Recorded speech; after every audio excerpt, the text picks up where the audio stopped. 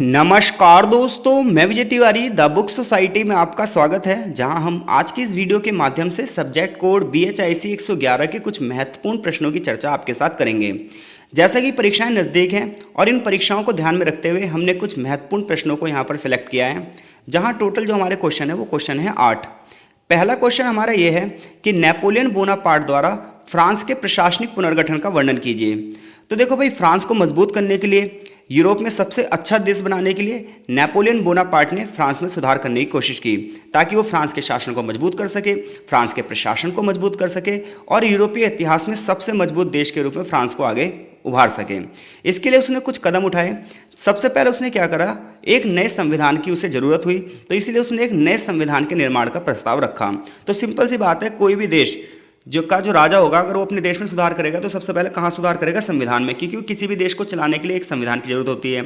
और Napoleon Bonaparte ने भी यही करा, क्योंकि संविधान नियमों और कानूनों का एक दस्तावेज होता है जिससे किसी देश का शासन चलाया जाता है। तो नेपोलियन भी जब खुद राजा बना 1804 में, तो उसने क्या करा, सत्ता के केंद्रीकरण को बढ़ावा देने के लिए एक कंसुलेट सिस्टम की स्थापना करी, जिसमें सारे के सारे डिसीजन जो है वो नेपोलियन बोनापार्ट खुद लेगा। यानी कि डिसीजन मेकिंग पावर किसके पास होगी? नेपोलियन बोनापार्ट के पास। इसके अलावा उसने न्यायपालिका यानी कि जुडिशरी को, प्रशासन यानी कि एडमिनिस्ट्रेशन को और मिलिट्री यानी कि सेना को भी सेंट्रलाइज्ड कर दिया। तो सबसे पहली बात उसने क्या सुधार करे, तो फ्रांस को मजबूत बनाने के लिए, एक समृद्ध देश बनाने के लिए, यूरोप में सबसे मजबूत देश बनाने के लिए उसने क्या करा, सबसे पहले संविधान में परिवर्तन किया, कंसुलेट सिस्टम की स्थापना करी और न्यायपालिका, प्रशासन और सेना को जो है वो सेंट्रलाइज्ड कर दिया। इसके बाद उसने एक कोड बनाया जिसे नेपोलियन कोड या नेपोलियन संहिता के नाम से जानते हैं।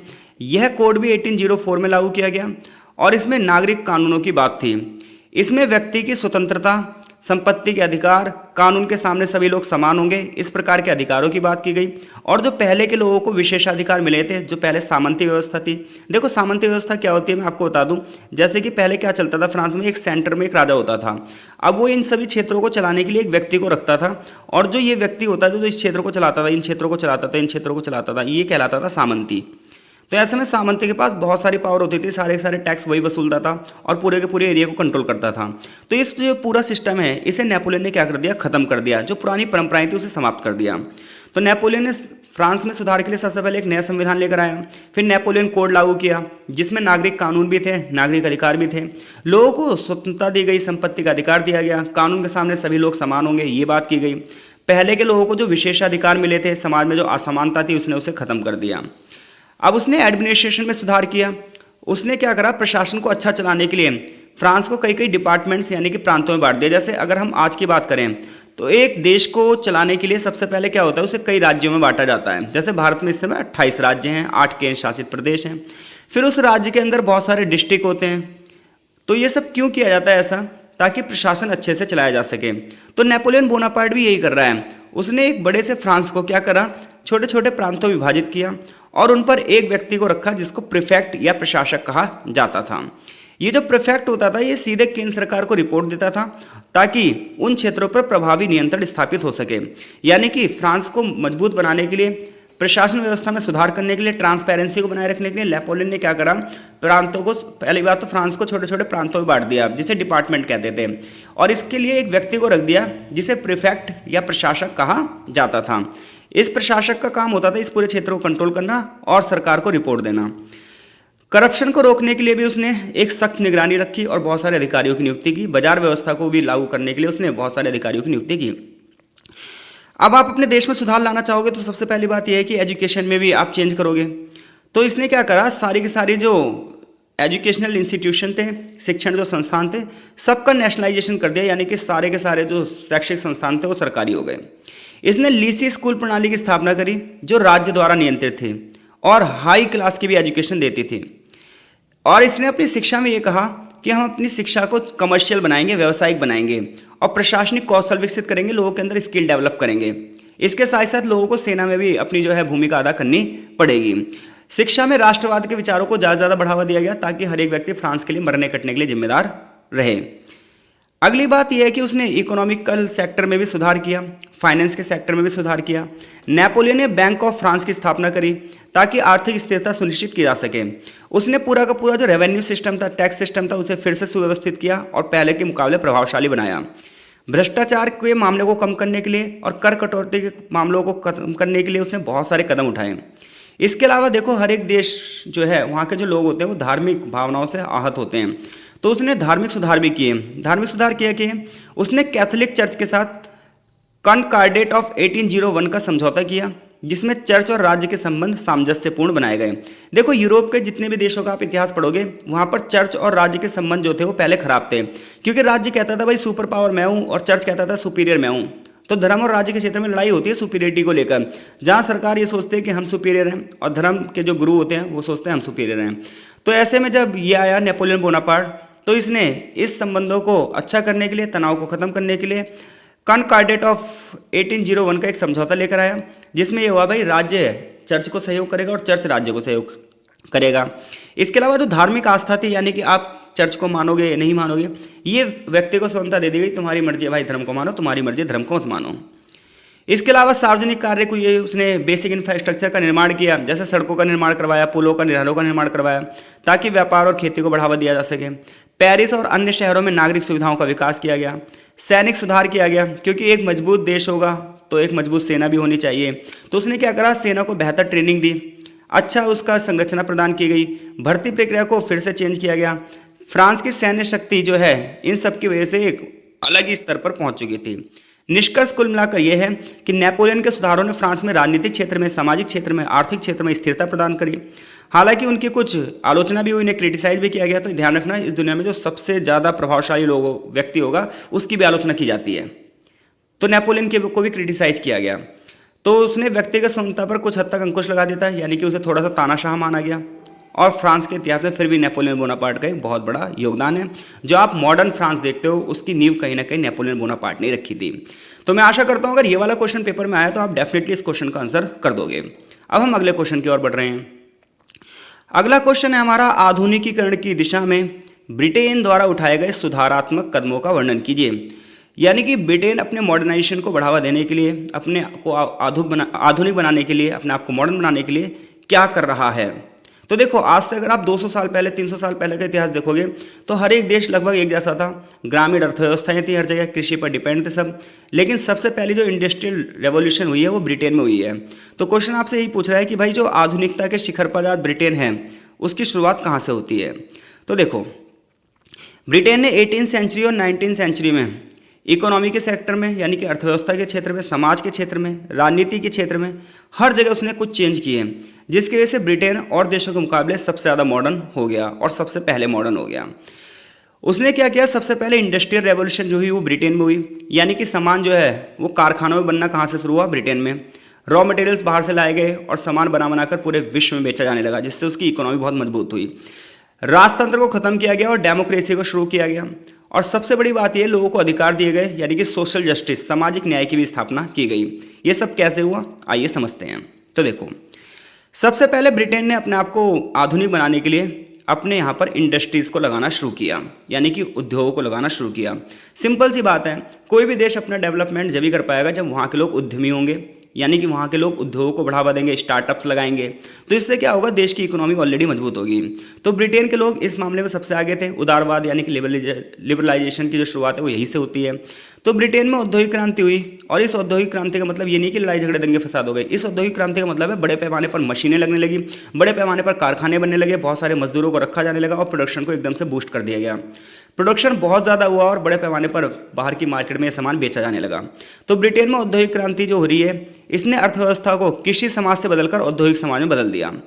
भाषा आधारित मशीनों और रेलवे का विकास हुआ। कॉटन मिल्स और लोहे की फैक्ट्रियों के विकास ने रोजगार के अवसर बढ़ाए और औद्योगिक नगरों का निर्माण किया। राजनीतिक सुधार किए गए। ब्रिटेन में संसदीय सुधार अधिनियम 1832, 1867, 1884 के अंतर्गत लोगों को वोट डालने का अधिकार मिला गया। व्यक्ति की स्वतंत्रता की बढ़ावा देने की बात की गई। चार्टिस्ट आंदोलन में लोगों को सार्वभौमिक मताधिकार, गुप्त मतदान, संसद जो होगी हर 5 साल 4 साल में चुनाव होंगे। देखो भाई, हर देश में अलग अलग टाइम पे चुनाव होते हैं, आपको पता ही है। भारत में 5 साल में चुनाव होते हैं, अमेरिका में 4 साल में चुनाव होते हैं। तो ये हुआ कि अलग अलग तरीके से चुनाव होंगे। हालांकि यहाँ पर शुरुआत में जो हुए वो वार्षिक चुनाव हुए। वार्षिक चुनाव मतलब हर वर्ष चुनाव की मांग हुई। 1870 में बैलेट एक्ट आया कि गुप्त मतदान प्रणाली होगी, ताकि जो है वोटिंग सिस्टम में थोड़ा सी ट्रांसपेरेंसी बनी रहे। इकोनॉमी के सेक्टर में सुधार करने के लिए मुक्त व्यापार नीतियां शुरू की गई। देखो, मुक्त व्यापार नीति का मतलब होता है बेरोक टोक किसी भी देश में आप जाके व्यापार कर सकते हो और कोई भी देश आपके यहाँ इन्वेस्टमेंट कर सकता है। इससे क्या हुआ, डाइवर्सिटी बढ़ गई, मार्केट में विभिन्न प्रकार के सामान आए, बैंकिंग सेक्टर की स्थापना की गई, समाज में सुधार किए गए, मजदूरों और महिलाओं को अधिकार देने के लिए कारखाना अधिनियम लगाया गया। पहले बड़े पैमाने पर मजदूरों से कई कई घंटे काम करवाया जाता था, बच्चों से कई कई घंटे काम करवाया जाता था, महिलाओं से कई कई घंटे काम करवाया जाता था। तो थोड़ा सा इन लोगों को सुधार देने के लिए फैक्ट्री एक्ट लाया गया 1833 में, फिर 1844 में, फिर 1875 में पब्लिक हेल्थ एक्ट लेकर आया गया, जिसमें शहरी क्षेत्रों में साफ सफाई पर ध्यान दिया गया, पीने के पानी की सुविधाओं पर ध्यान दिया गया और सीवेज प्रणाली के सुधार के लिए भी कानून बनाया गया। एजुकेशन सिस्टम को 1870 में जो है वो मॉडर्न किया गया। इसके अलावा गरीबी कानून संशोधन अधिनियम लाया गया ताकि गरीबी खत्म किया जा सके। महिलाओं को भी वोटिंग राइट्स दिए गए, महिलाओं को भी संपत्ति के अधिकार दिए गए। इसके अलावा ट्रेड यूनियन को मान्यता दी गई। सबसे पहले 1825 में ट्रेड यूनियन को थोड़ा सा सीमित रूप में कार्य करने की अनुमति मिली, फिर उन्हें कानूनी मान्यता मिल गई। मजदूरों के अधिकारों को और अच्छा बढ़ाने के लिए काम किया गया। तो देखो, किसी भी देश की मॉडर्निटी की जब बात करो, किसी भी देश के बारे में पूछ ले आपसे, तो आप 3-4 हेडिंग बना देना और लगभग सब में सेम होगा। बात यह है कि अगर आपको ईयर याद हो, जैसे कोई भी देश हमने आपको मॉडर्न बनाने के लिए क्या करेगा, राजनीतिक सुधार करेगा, आर्थिक सुधार करेगा, सामाजिक सुधार करेगा, इंफ्रास्ट्रक्चर में सुधार करेगा। तो ब्रिटेन भी यही कर रहा है। उसने क्या करा, ट्रांसपोर्टेशन की शुरुआत करी, कम्युनिकेशन की शुरुआत करी, टेलीग्राफ, डाक सेवाएं, रेलवे, सड़क निर्माण, इन सबको बढ़ावा मिला, जिससे जो है देश में कनेक्टिविटी मजबूत हुई। इसके अलावा जो है वैज्ञानिकों का भी योगदान रहा।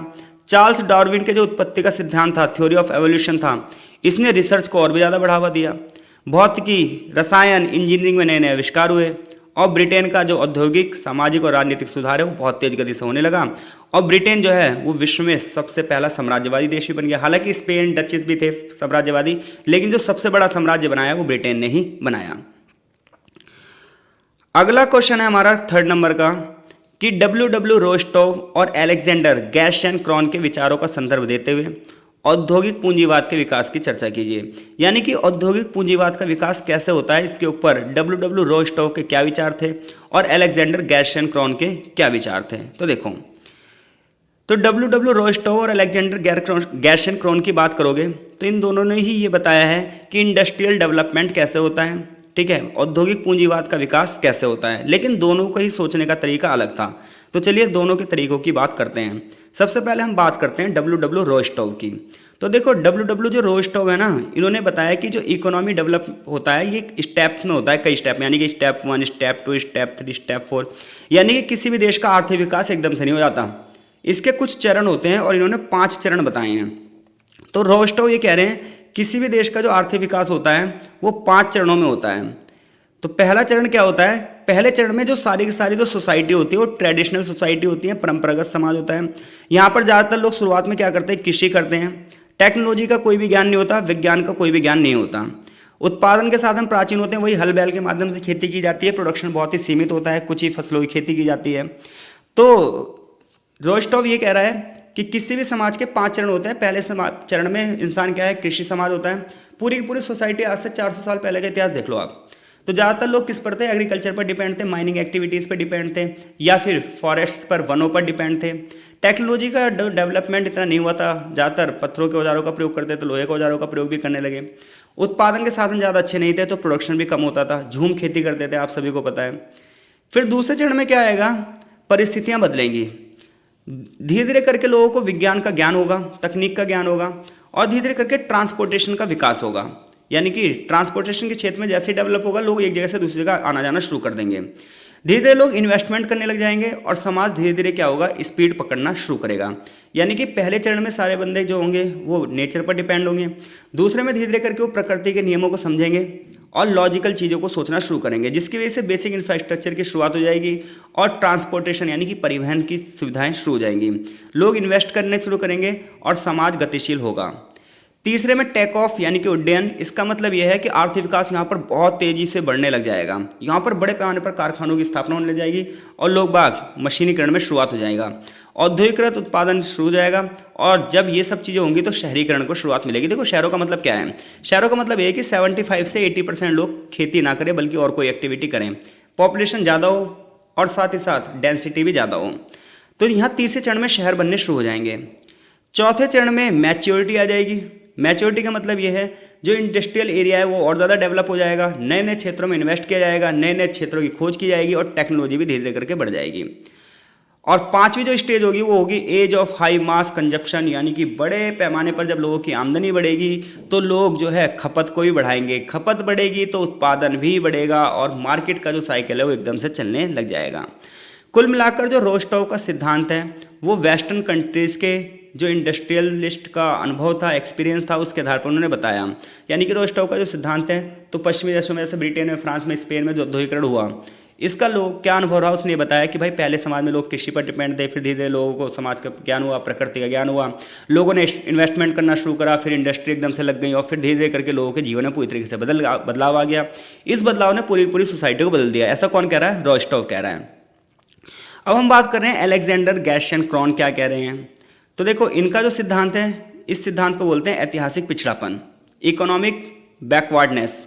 इस सिद्धांत में वो क्या कह रहे हैं? इस सिद्धांत में वो कह रहे हैं कि जो औद्योगिकरण का विकास हुआ है वो हर देश के हिसाब से अलग अलग हुआ है।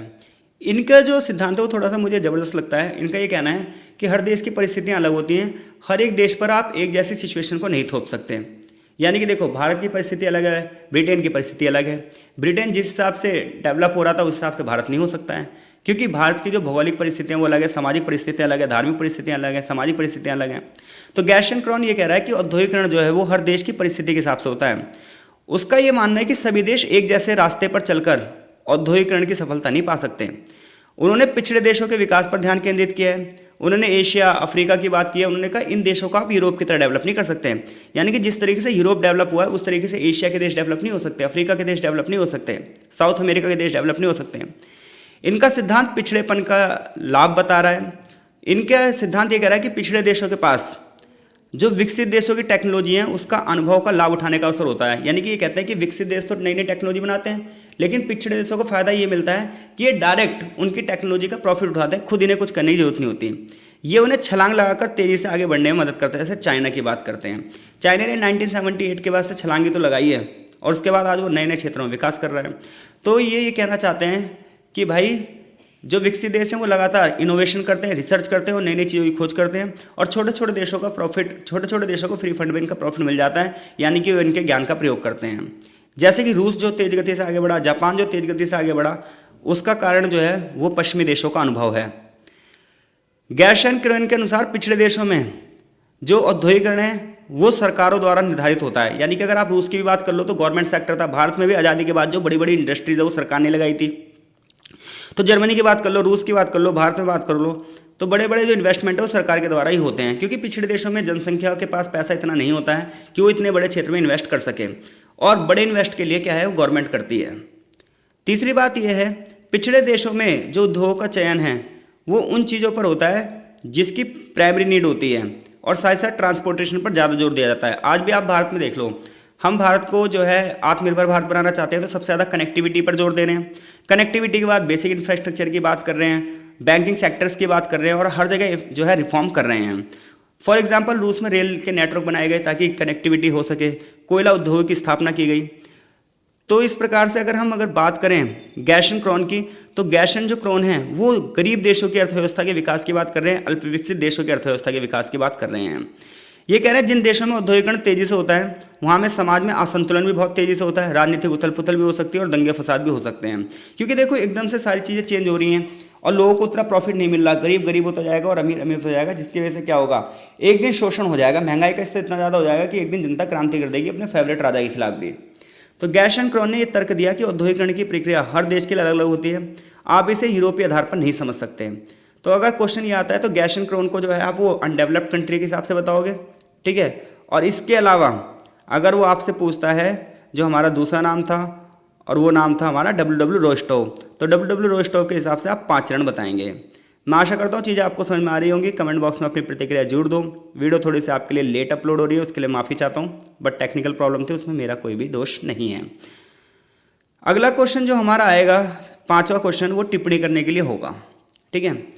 क्वेश्चन ये है, माफ़ कीजिएगा, चौथा क्वेश्चन है, ठीक है। यहाँ पर थोड़ा सा मिसप्रिंट हो गई है, चौथा क्वेश्चन है। पेपर जो होगा आपका 2 यूनिट में बटा होगा, तो 1 यूनिट में 4 क्वेश्चन होंगे, दूसरी यूनिट में भी 4 क्वेश्चन होंगे। चौथा क्वेश्चन आपका टिप्पणी करने के लिए आएगा कि किसी 4 में से आपको 2 पर टिप्पणी करनी है, बट हम यहाँ पर चारों पर टिप्पणी करेंगे क्योंकि ताकि कोई से भी 2 क्वेश्चन आए तो हम कर दें। जैसे लोकतांत्रिक राज व्यवस्था क्या होती है, फ्रांसीसी क्रांति में दार्शनिकों की क्या भूमिका थी, समाजवाद क्या होता है, और 1848 का जो आंदोलन है इस पर हम टिप्पणी करेंगे। तो देखिए, सबसे पहले हम लोकतांत्रिक राज व्यवस्था की बात कर लेते हैं। तो अब मैं आशा कर रहा हूँ कि आपको ये क्वेश्चन तो आता ही होगा कि लोकतंत्र का मतलब क्या होता है। तो आप बोलोगे लोकतांत्रिक शासन प्रणाली एक ऐसी शासन प्रणाली होती है जिसमें जनता के माध्यम से शासन को चुना जाता है, जिसमें जनता को राज्य के शासन में सीधा भागीदारी लेने का अधिकार मिलता है। आधुनिक युग में सबसे ज़्यादा जो लोग हैं वो डेमोक्रेसी वाला ही शासन चाहते हैं। तो देखो, एक तो राजा का शासन होता है जिसमें सारी की सारी पावर किसके पास होती है, राजा के पास होती है। लोकतंत्र में सारी की सारी पावर ये माना जाता है जनता के पास होती है, क्योंकि लोक का मतलब होता है जनता और तंत्र का मतलब होता है शासन। तो जब आप लोकतांत्रिक शासन की बात करोगे तो लोगों में से लोगों के लिए लोगों द्वारा चुनी गई सरकार लोकतांत्रिक सरकार होती है। लोकतंत्र का मतलब होता है इसमें जनता की ज़्यादा से ज़्यादा भागीदारी हो, हर एक बंदे को लगे कि मैं शासन में अपनी भूमिका निभा रहा हूँ, जहाँ लोगों को स्वतंत्रता मिले, समानता मिले, न्याय मिले, वोटिंग के अधिकार मिले, वहाँ लोकतांत्रिक राज व्यवस्था है। तो लोकतंत्र की परिभाषा को अब्राहम लिंकन की परिभाषा जो थी वो सबसे ज़्यादा फेमस है, यानी कि लोकतंत्र की बहुत सारी डेफिनेशंस हैं, लेकिन लोकतंत्र की जो सबसे फेमस डेफिनेशन है वो अब्राहम लिंकन की है, जो ये कह रही है कि लोकतांत्रिक शासन जनता का शासन होता है, जनता के लिए होता है और जनता द्वारा ही किया जाता है। इसमें सारी की सारी जो पावर होती है वो जनता के हाथ में होती है और जनता खुद चुनकर अपने एक प्रतिनिधि को चुनती है और वो सत्ता का प्रयोग करते हैं।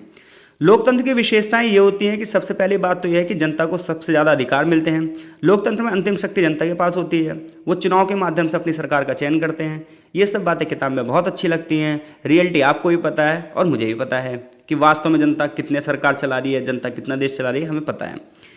दूसरा यह है कि चुनावी प्रक्रिया लोकतंत्र में होगी तो सभी लोगों को वोट डालने के अधिकार मिले जाएंगे, ट्रांसपेरेंट होनी चाहिए, निष्पक्ष होनी चाहिए, सभी लोगों को विचारों की स्वतंत्रता होनी चाहिए, व्यक्ति की स्वतंत्रता होनी चाहिए, धर्म की स्वतंत्रता होनी चाहिए, समानता के अधिकार होते हैं, कानून का शासन होता है, हर एक व्यक्ति कानून के सामने बराबर होता है, मेजोरिटी का शासन होता है और अल्पसंख्यकों को भी बचाने के प्रयास किए जाते हैं।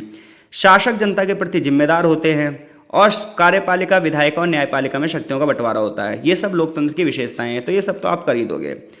लोकतांत्रिक व्यवस्था के लाभ क्या है? व्यक्ति की स्वतंत्रता को बढ़ावा मिलता है, समानता को बढ़ावा मिलता है, समाज के विकास को बढ़ावा मिलता है, राजनीति थोड़ी सी स्थिर हो जाती है। चुनौतियाँ क्या हैं? चुनौतियाँ ये है कि मतदाता जो है वो सिर्फ वोट डालते हैं, उन्हें पता नहीं होता कि पॉलिटिक्स क्या है।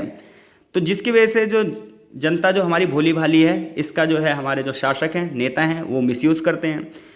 यदि मतदाता जागरूक नहीं होंगे, चुनाव में दिलचस्पी नहीं लेंगे तो लोकतंत्र कमज़ोर हो जाएगा। तो लोकतंत्र तो देखा जाएगा होगा देश में, लेकिन रियल में उसका यूज़ नहीं होगा, जैसा कि हमारे देश में कई बार होता है। दूसरी समस्या लोकतंत्र की यह है कि करप्शन तो होता ही होता है और नेपोटिज्म, भाई भतीजेवाद को बढ़ावा मिलता है। साधारण जनता जो है पार्टिसिपेट कर ही नहीं पाती है, नेताओं के बच्चे ही ज़्यादातर नेता बनते रहते हैं। अल्पसंख्यकों के अधिकारों की अनदेखी होती है, भारत इसका एक्सेप्शनल है। और राजनीतिकरण बहुत होता है, हर चीज़ को आप राजनीति से जोड़ देते हैं, जो चीज़ सही होती है उसे भी गलत कह देते हैं। और इसमें ज़्यादातर जनसंख्या का प्रभाव होता है। निष्कर्ष ये निकलता है कि किसी भी देश को चलाने के लिए जो सबसे सही शासन है वो लोकतंत्र है, क्योंकि ये व्यक्ति की समानता, न्याय की बात करता है, सामाजिक न्याय की बात करता है, जागरूक नागरिक की बात करता है, पारदर्शी संस्थाओं की बात करता है। तो ये मैंने थोड़ा सा स्पीड में लिया है क्वेश्चन, क्योंकि मैं ये मान के चल रहा हूँ लोकतंत्र के ऊपर आप लिख दोगे। ये क्वेश्चन बढ़िया है। जो दूसरा पॉइंट है कि फ्रांसीसी क्रांति पर फिलोसफर्स का क्या प्रभाव रहा, थिंकर्स का क्या प्रभाव रहा। तो देखो, किसी भी देश की क्रांति में वहाँ के जो बुद्धिजीवी लोग होते हैं, जो बुद्धिमान लोग होते हैं, जो समाज में नए नए विचारों को जन्म देते हैं, उनका बहुत बड़ा प्रभाव रहता है, क्योंकि वो लोगों को ना अवेयर भी करते हैं, साथ साथ लोगों के अंदर क्रांतिकारी भावनाओं को जगा देते हैं। तो फ्रांसीसी क्रांति पर दार्शनिकों का क्या प्रभाव रहा, क्वेश्चन आपसे ये पूछ रहा है।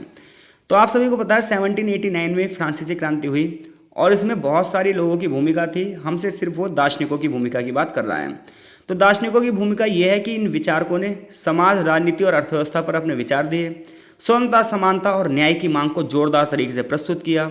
जैसे कि रूसो ने अपने सोशल कॉन्ट्रैक्ट की थ्योरी में जनता की संप्रभुता की बात करी। देखो, संप्रभुता का मतलब होता है अपने निर्णय स्वयं लेना। तो इन्होंने कहा व्यक्ति के निर्णय स्वयं ले व्यक्ति। इसके अलावा समानता के सिद्धांत की बात की।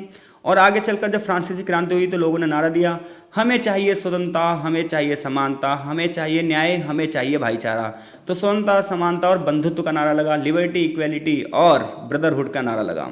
तो जियों रूसो ने सामाजिक अनुबंध, द सोशल कॉन्ट्रैक्ट की थ्योरी में जनता की सॉवरेंटी की बात करी, संप्रभुता की बात करी, समानता के सिद्धांत की बात करी। इसी प्रकार से एक बहुत बड़े थिंकर थे वॉल्टेयर।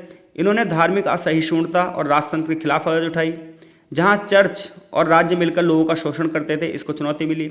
मॉन्टेस्क्यू ने शक्ति के विभाजन का सिद्धांत दिया और आगे चलकर जब फ्रांस का संविधान बना तो इस चीज़ को अपनाया भी गया।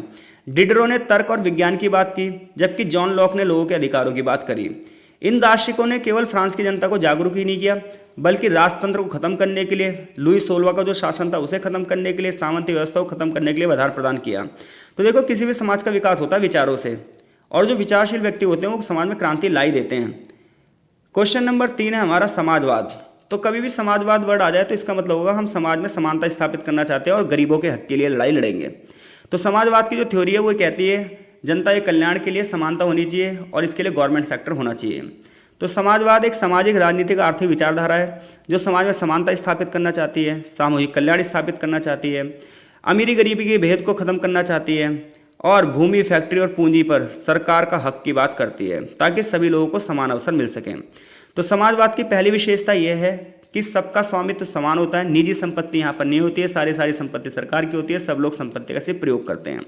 इक्वेलिटी पर बल दिया जाता है, यानी कि समानता पर बल दिया जाता है कि अमीर हो चाहे गरीब हो, सभी लोगों को रिसोर्स बराबर मिलने चाहिए। समाजवाद की सबसे बड़ी विशेषता यह है कि सामाजिक न्याय की बात करती है। इनका ये कहना है समाज में संघर्ष नहीं होना चाहिए, सभी लोगों को अपॉर्चुनिटीज बराबर मिलनी चाहिए ताकि लाभ भी सबको बराबर मिले। इसके अलावा एक अच्छी अर्थव्यवस्था की बात की जाती है, प्लानिंग की, जिसमें 5-5 साल की प्लानिंग की जाती है। समाजवाद के लाभ ये हैं कि समाज कल्याण को बढ़ावा मिलता है, कमजोर वर्गों की रक्षा होती है, लोगों को बेसिक नीड पूरी की जाती है, आर्थिक समानता होती है, यानी कि अमीर गरीब के भेदभाव को खत्म किया जाता है, मजदूरों और किसानों का शोषण नहीं होता है। ये सब इसके लाभ हैं। चुनौतियाँ ये हैं कि कागजों में ये चीज़ें अच्छी लगती हैं, रियलिटी का इससे कोई लेना देना नहीं है, क्योंकि सोवियत संघ का भी विघटन हो गया था। सोवियत संघ ने सोचा, रूस ने ये सोचा पूरी दुनिया में कि हम समाजवाद को ला देंगे। लेनिन ने क्रांति भी करी, जार निकोलस को हरा भी दिया, लेकिन क्या हुआ, 1991 में सोवियत संघ का विघटन हो गया। क्यों? क्योंकि जहाँ पर समाजवाद होता है वहाँ भ्रष्टाचार बहुत बढ़ता है, क्योंकि जहाँ भी गवर्नमेंट सेक्टर होगा भ्रष्टाचार बढ़ेगा, सरकार में पावर ज़्यादा आ जाएगी, लोगों के अंदर प्रेरणा की कमी होगी। जितने भी लोग सरकारी नौकरी में काम कर रहे होंगे वहाँ पर, तो उनके अंदर चीज़ों को आगे बढ़ाने के लिए नहीं होगा, क्योंकि उन्हें सैलरी तो मिल ही रही है, तो वो काम क्यों ही करेंगे। सो डेट्स वाइज समाजवाद की ये कमियाँ हैं, ये आप लिख दोगे, फिर निष्कर्ष निकलता है समाजवाद समानता को तो बढ़ावा देता है, लेकिन ये प्रभावी जब भी हो सकता है जब जनता अपनी जिम्मेदारियों को समझे। जितने भी सरकारी नौकरी वाले व्यक्ति हैं वहाँ पर समाजवाद के अंतर्गत, वो सभी व्यक्ति अपनी अपनी जिम्मेदारियों को अच्छे से निभाएं। लेकिन जब करप्शन को बढ़ावा मिलता है तो समाजवादी व्यवस्था पूरी तरीके से कोलैप्स कर जाती है। चौथा पॉइंट जो हमारा था टिप्पणी करने के लिए, वो था 1848 का आंदोलन। तो 1848 का आंदोलन यूरोप के इतिहास में एक महत्वपूर्ण भूमिका निभाता है। इसे जनताओं का वसंत भी कहा जाता है, इसे क्रांतियों का वर्ष भी कहा जाता है, क्योंकि यूरोप के अलग अलग देशों में अलग अलग क्षेत्र में बहुत सारी क्रांतियाँ हो रही थी, इसलिए इसे जनताओं का वसंत भी कहा जाता है और क्रांतियों का वर्ष भी कहा जाता है। 1848 का आंदोलन भी कहा जाता है। तो क्वेश्चन किसी भी तरीके से आए आप बता देना। इस दौरान France, Germany, Italy, Austria, Hungary, यहाँ पर बड़े पैमाने पर क्रांतियाँ हो रही हैं, जनता अपने अधिकारों की बात कर रही है, राजनीतिक असंतोष है। तो देखो 1848 के दौरान क्या था, यूरोप में जितने भी देश थे लगभग सब में शासन जो था वो निरंकुश था। निरंकुश शासन का मतलब यह है कि सत्ता में जो लोग बैठे हैं उनका जनता की ओर कोई ध्यान नहीं है, खुद लग्जरी जीवन जी रहे हैं, लाइफस्टाइल उनका जब से सबसे ज़बरदस्त है, और जनता जब आवाज़ उठा रही है तो उन्हें मारा पीटा जा रहा है। तो निरंकुश शासक जिसके ऊपर कोई भी अंकुश ना हो, तानाशाही स्वरूप है, जनता की अधिकारी नहीं है, जनता को किसी प्रकार के राइट्स नहीं है। तो हुआ क्या, 1848 में बड़े पैमाने पर लोगों ने अपने अधिकारों की डिमांड करी, नागरिक समानताओं की डिमांड करी और राजाओं के खिलाफ लोग एकजुट हो गए। इसके अलावा 1848 में बड़े पैमाने पर लोग बेरोजगार हो रहे थे, मजदूरों की स्थिति बहुत खराब थी, कृषि में संकट हो रहा था, अकाल पड़ रहे थे, लोग मारे जा रहे थे और राजा उनकी तरफ ध्यान नहीं दे रहा था। परिणाम ये हुआ कि लोग इकट्ठे हो गए और अलग अलग जगह पर अलग अलग आंदोलन होने लगे और बहुत सारे लोगों की सत्ता तक चली गई। इसके अलावा 1848 के आंदोलन में सबसे बड़ी बात यह है कि देशभक्ति का उदय हुआ। जर्मनी जो कई भागों में बटा हुआ था, इटली जो कई भागों में बटा हुआ था, तो यहाँ के लोग यूनिटी की बात कर रहे थे, लिबर्टी की बात कर रहे थे और अपने देश में देशभक्ति के लिए आंदोलनों को तेज कर रहे थे। इसके अलावा 1848 के अगर आप आंदोलन की बात करोगे तो 1848 के आंदोलन में सबसे पहली बात तो हो गई, ये आंदोलन कहाँ कहाँ हुआ, France, Germany, Italy, Austria, Hungary. क्यों हुआ? लोगों के अंदर राजनीतिक असंतोष था, सत्ता जो थी वो निरंकुश थी। इसके अलावा बेरोजगारी, मजदूरों की खराब स्थिति थी और लोगों के अंदर देशभक्ति का उदय हो रहा था। और उधर फ्रांसीसी क्रांति जो हुई थी 1789 में, उसका प्रभाव भी लोगों के पास पड़ रहा था कि अगर लोग एकजुट हो जाए, देखो कब जब भी किसी देश में आंदोलन होगा, क्रांति होगी, तो इसका प्रभाव और लोगों पर भी पड़ेगा, क्योंकि लोगों को लगेगा अगर हम एकजुट हो जाएं तो अपनी बात मनवा सकते हैं। 1848 के आंदोलन के कारण क्या थे? तो लोकतांत्रिक व्यवस्था की लोग डिमांड कर रहे थे, क्योंकि हर एक व्यक्ति सोच रहा था कि सारे की सारी जो समस्याएं वो लोकतंत्र के माध्यम से दूर हो सकती हैं। जनता अपने अधिकार मांगना चाहती थी, जैसे फ्रांस में स्वतंत्रता, समानता, भाईचारे की बात की गई थी, वैसे हर एक व्यक्ति स्वतंत्रता की बात करना चाहता था। समाज में असमानता बहुत बढ़ गई थी, गरीब गरीब बहुत ज़्यादा हो चुके थे, 2 वक्त की रोटी भी नहीं निकाल सकते थे। तो लोगों ने क्या हुआ, आंदोलन करना शुरू करा। लोग राष्ट्रीय एकता की बात कर रहे थे, सब यूनिटी की बात कर रहे थे। अब घटनाएं क्या हुई, फरवरी 1848 में क्रांति हुई, ठीक है, जिसमें राजा लुई फिलिप को गद्दी छोड़नी पड़ी और फ्रांसीसी गणराज्य की स्थापना हुई। जर्मनी में फ्रैंकफर्ट संसद का गठन हुआ, जर्मनी भी एकजुट हुआ और संवैधानिक शासन की स्थापना करने का प्रयास कर रहा है। इटली में मैज़नी और गैरीबाल्डी जैसे जो नेता हैं, इन्होंने इटली को एकजुट करने की भूमिका में एक महत्वपूर्ण भूमिका निभाई। ऑस्ट्रिया और हंगरी में भी विरोध हुआ और मैटरनिक जैसे शक्तिशाली राजाओं को अपना पद छोड़ना पड़ा और लुईस कौसुत के नेतृत्व में एक नई पार्टी बनती है। परिणाम ये हुआ कि कुछ देशों में सफलता मिली, बाकी देशों में राजा ने सेना की मदद से लोगों की आवाज़ को दबा दिया। लोगों में अवेयरनेस बढ़ी कि भविष्य में हमें किस प्रकार से अपने आंदोलनों को बढ़ावा देना है। राजनीतिक विचारधाराओं का विकास हुआ, राष्ट्रवाद, उदारवाद, समाजवाद जैसे आंदोलन चले, महिलाओं के अधिकारों की बात की गई। निष्कर्ष ये निकलता है कि 1848 का जो आंदोलन है वो यूरोप में जो ये साल है वो क्रांतियों का साल है। हर एक देश अपनी लोकतंत्र को मजबूत करने के लिए, राष्ट्रवाद को मजबूत करने के लिए, सामाजिक सुधारों को मजबूत करने के लिए एक कदम उठा रहा है और राजाओं की सत्ता को हटाने के लिए गंभीर प्रयास भी किए जा रहे हैं। कुछ प्रयास सफल होंगे और कुछ प्रयास सफल नहीं होंगे। तो इस वीडियो में हम 4 क्वेश्चन ही रख रहे हैं। इस वीडियो के भाग 2 में हम 5वें, 6वें, 7वें, 8वें क्वेश्चन को आपके साथ डिस्कस करेंगे। तब तक के लिए आपका बहुत बहुत धन्यवाद। मिलते हैं आपसे पार्ट 2 में।